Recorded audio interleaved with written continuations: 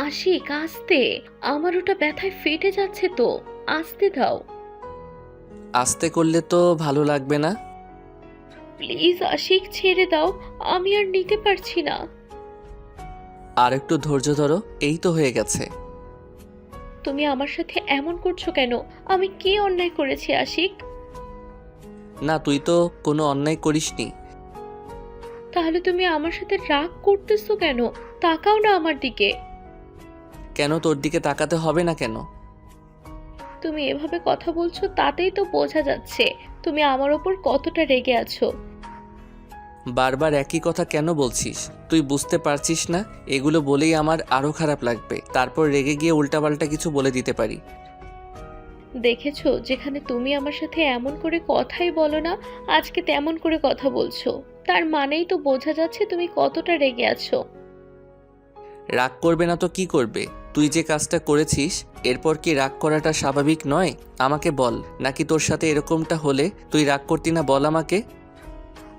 না মানে আসলে আমি তো তোমাকে হ্যাঁ, আমাকে কি বল। আমি তো তোমাকে পাওয়ার জন্য এরকমটা করতে বাধ্য হয়েছি। তাছাড়া আমি কি ইচ্ছে করে করেছি নাকি?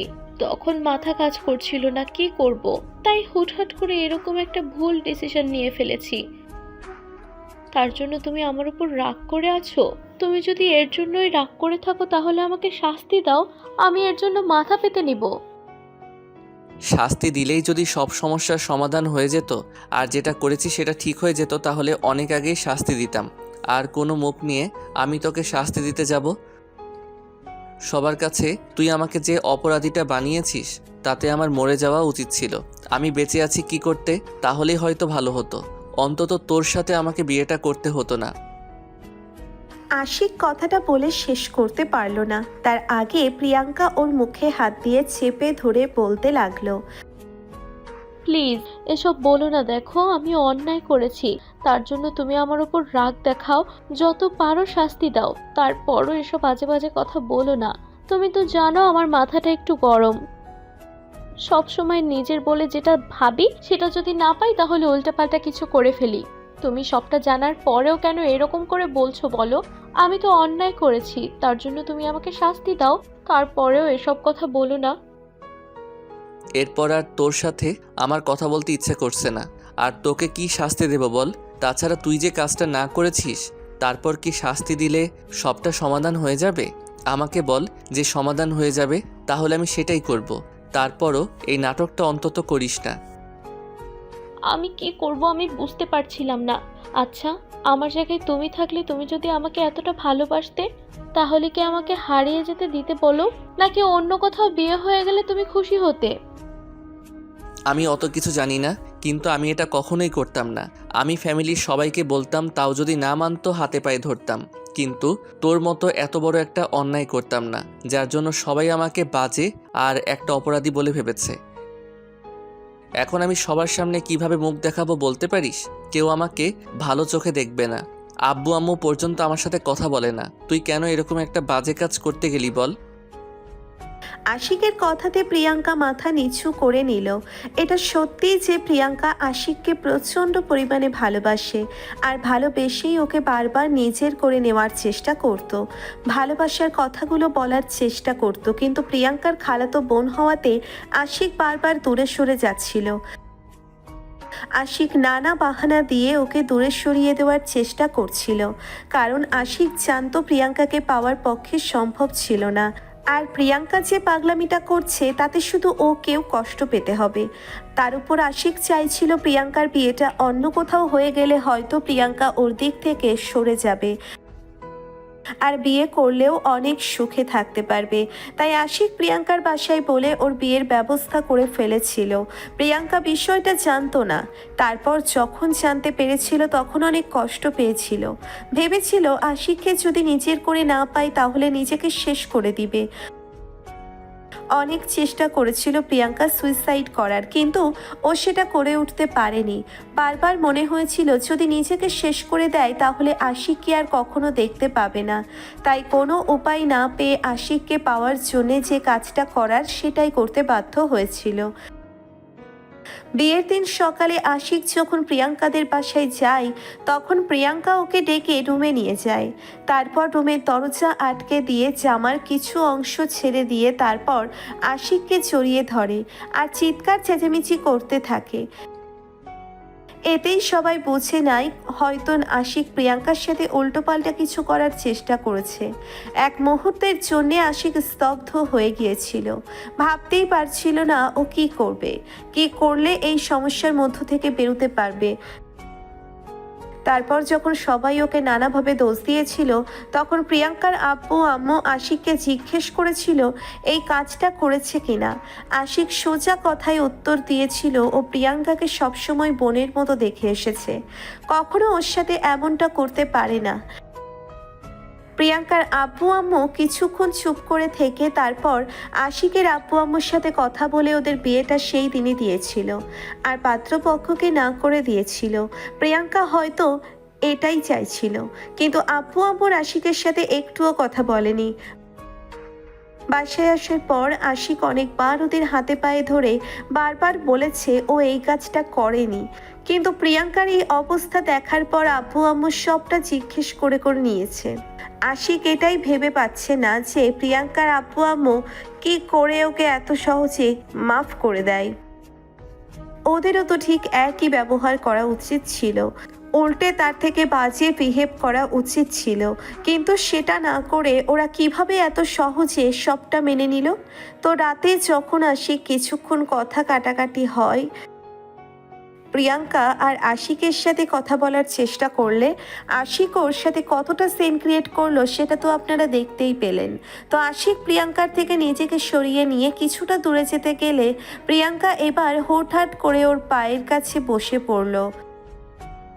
তারপর পাগুলো জড়িয়ে ধরে কান্না করে দিয়ে বলতে আরম্ভ করলো, প্লিজ তুমি আমার উপর রাগ করে থেকো না। দেখো আমি তোমাকে পাওয়ার জন্য এরকমটা করেছি। তুমি তো জানতে আমি তোমাকে পছন্দ করে ভালোবাসি, তাহলে কেন এরকম পাগলামি করেছিলে বলো? আমি তো তোমাকে ছেড়ে থাকতে পারতাম না, ওই জন্য সবার সামনে এরকম একটা নাটক করেছিলাম। তুমি কেন আমার বিয়েটা অন্য কোথাও দেওয়ার জন্য উঠে পড়ে লেগেছিল বলো? আমি কি বলেছিলাম আমি অন্য কোথাও বিয়ে করলে ভালো থাকতে পারবো? আমি তো তোমাকে চাইছিলাম, তাহলে কেন এরকমটা করলে বলো? তোমাকে ছেড়ে আমি দূরে গেলে কি ভালো থাকতাম বলো? আচ্ছা তুমি যদি আমার জায়গায় থাকতে, আমাকে ভালোবাসতে, আমাকে ছেড়ে থাকতে পারতে বলো? তুমিও তো থাকতে পারতে না।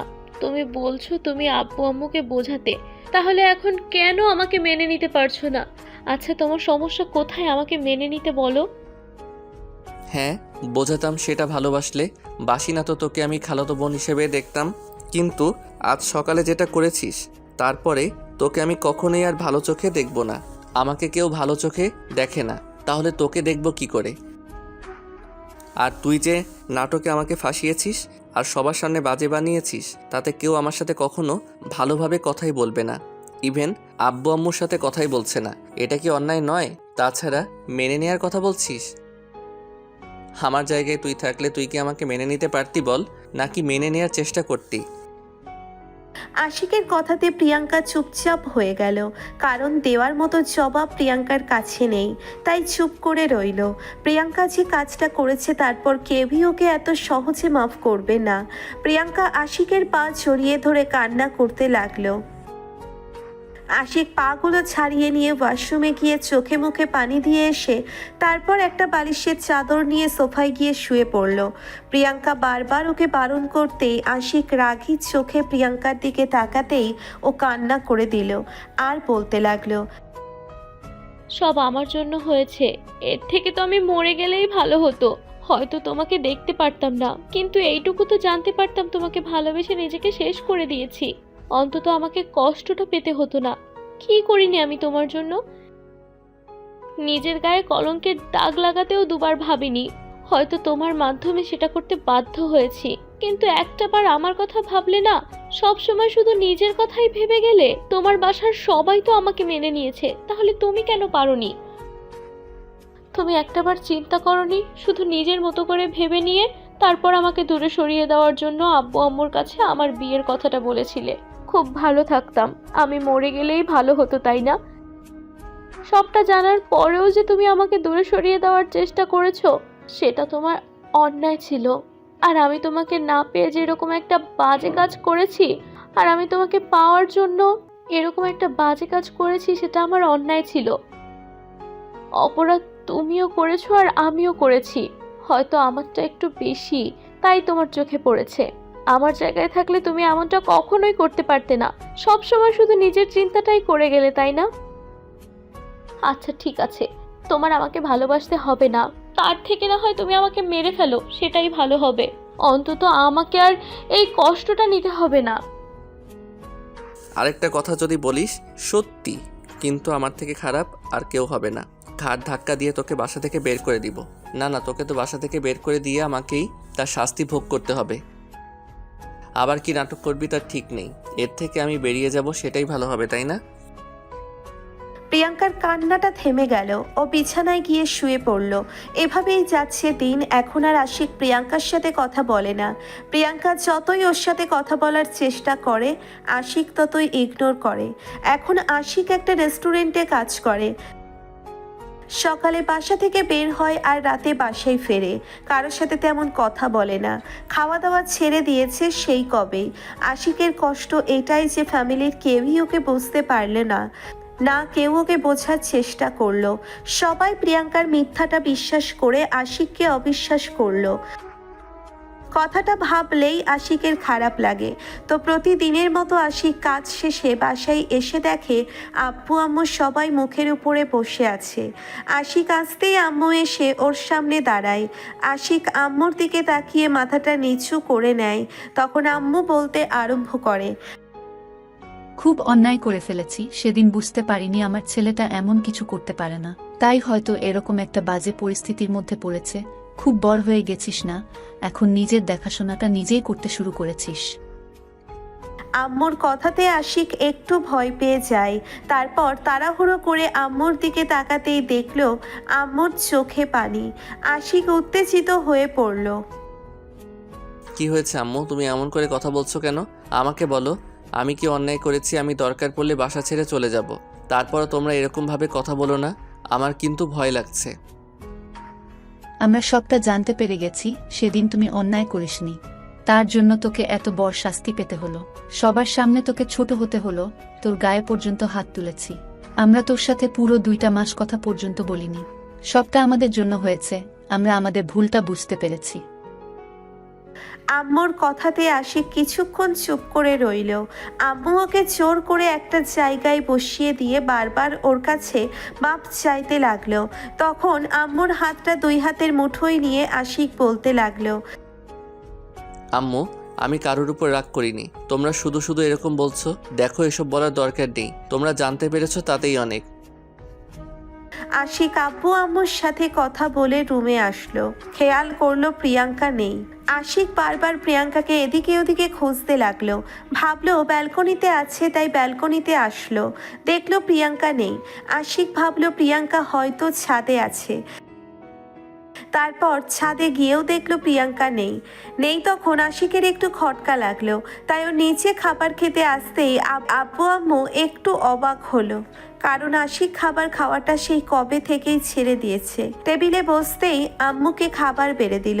কিছুক্ষণ চুপ করে থেকে বলতে আরম্ভ করলো, আম্মু, প্রিয়াঙ্কা কোথায়? কোথায় আবার? বাসায় চলে গেছে।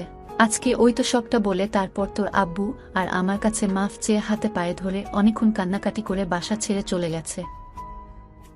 তোর আব্বু কথা বলছিল না, তাই অনেক কান্নাকাটি করেছে। বলেছে অন্যায় করেছে, তার জন্য ওকে শাস্তি দিতে। তারপরও যেন ওর উপর কেউ রাগ না করে থাকে। আম্মু কথাগুলো বলেই আশিকের মাথায় হাত বুলিয়ে দিতে লাগলো। আশিক কোনো রকম খেয়ে রুমে আসলো। বারবার ভাবতে লাগলো, মেয়েটার সাথে এতদিন হয়তো একটু বেশি বেশি করে ফেলেছে, না হলে একই রকম বাসা ছেড়ে চলে যেত না। প্রিয়াঙ্কা হয়তো ওর দেওয়া অবহেলাটা নিতে পারেনি, তাই এমন করে বাসা ছেড়ে চলে যেতে বাধ্য হয়েছে। 15টা দিন কেটে গেল, তারপরেও আশিক প্রিয়াঙ্কাকে না আনতে গেল আর না প্রিয়াঙ্কা বাসায় ফিরল। প্রথমে আশিক ভেবেছিল হয়তো প্রিয়াঙ্কা একটা সময় বাসায় ফিরে আসবে, কিন্তু ও যে কষ্ট পেয়ে ওর অবহেলা সহ্য করতে না পেরে বাসায় চলে গেছে সেটাও ভাবতেই পারেনি। তো এই ঘটনার পর প্রিয়াঙ্কা বাসায় গিয়ে আব্বু আম্মুর হাতে পায়ে ধরে, কিন্তু ওরা কেউই প্রিয়াঙ্কার সাথে তেমন কথা বলেনি। অন্যদিকে আশিক অনেক ভেবেচিন্তে প্রিয়াঙ্কাকে ফিরিয়ে আনতে যায়। গিয়ে দেখে প্রিয়াঙ্কা কান্নাকাটি করছে। আশিক কিছুক্ষণ চুপচাপ দাঁড়িয়ে থেকে বলতে লাগলো। প্রিয়াঙ্কা, আশিকের কথাতে প্রিয়াঙ্কা ওর দিকে তাকাতেই দেখলো আশিক একটা অসহায় চোখে ওর দিকে তাকিয়ে আছে। প্রিয়াঙ্কা একটা মায়াভরা দৃষ্টিতে ওর দিকে তাকিয়ে তারপর উঠে বসে। তুমি না মানে আপনি এখানে আসছেন যে? আর কিছু হয়েছে নাকি আমি আবারও কোনো অন্যায় করেছি? আমাকে বলেন। না, তুমি কোনো অন্যায় করনি। অন্যায় করেছি আমি। সবটা জানার পরও তোমাকে কষ্ট দিয়েছি। আমাদের বিয়ে হওয়ার পরও তোমাকে বারবার অবহেলা করেছি। আমি তোমাকে নিতে আসছি।